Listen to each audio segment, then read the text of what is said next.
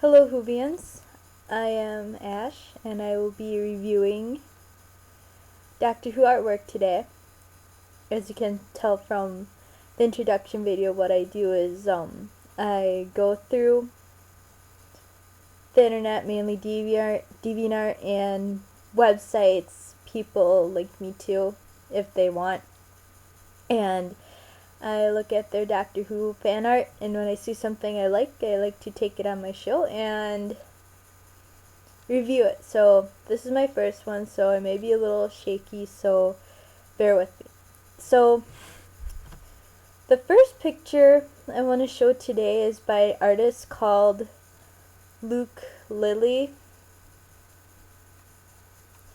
and this particular picture that I'm showing is titled Zombie Who. Being a huge fan of horror films, especially zombies, this is quite an interesting piece I came across. First off, we have all 11 doctors as zombified as one can get. I especially like how Nine's guts are just hanging out there and he's being such a boss about it. Then again, I should speak for 11, who has just a spine supporting him. I also like how there's this maniacal shine coming from 11's eye as well, making a really good focal point. Like, when you first look at it, you're immediately drawn to that eye, and you look out on the bigger picture and identify all the other doctors. The background, too, with all the blood spatter, really ties everything together and makes you think about what might have happened. So my thoughts were, oh no, the poor companions, I bet they tasted really good. And as freaky as this sounds, I would totally love either Tom Baker or David Tennant to numb on my brains. So the next picture I want to show is called The Time Regeneration Part 1 by System Cat. This looks really interesting, though in my opinion the drawing is a little bit messy. Not that it's a bad thing. I know it's the first page of a comic and I like the nice sketchy quality to it, but in some parts it could be confusing for a first-time reader. The story is also very well crafted by Blue Beacon, for which the art is centered around, and in the descriptions there are links to that person's DA page where you can read the full story without the comics.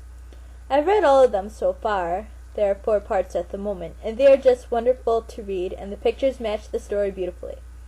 I can't wait to read more and see how the rest of the story develops. And last, but certainly not least, we have these wonderful Doctor Who villain sketches by J.K. the Terrible. Another example of wonderful cartoony work. These are some of the villains the Doctor would come across in his many adventures. To list a few, there's the Ronnie in the bottom left and the giant Spider Queen from when Ten first met Donna. And of course, Davros and his 2 Daleks. The style reminds me a bit of Adventure Time and Flapjack, but with the serious side. I have little trouble with words, so anyways, I read in the description on the DeviantArt page that Jeremy, which is the artist's name, drew these at work, and to that I say, great use of your time, though I wouldn't exactly support it for everyone, especially if the boss is being nosy.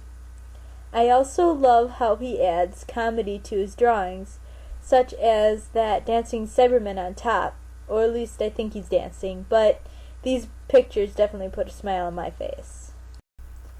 So these are the 3 deviations of the day, and I highly recommend checking out the artists who made them. If you missed out on the annotations with the links to their sites, they're also in the description below. So thanks for watching Doctor Who Art Review. I'm Ash.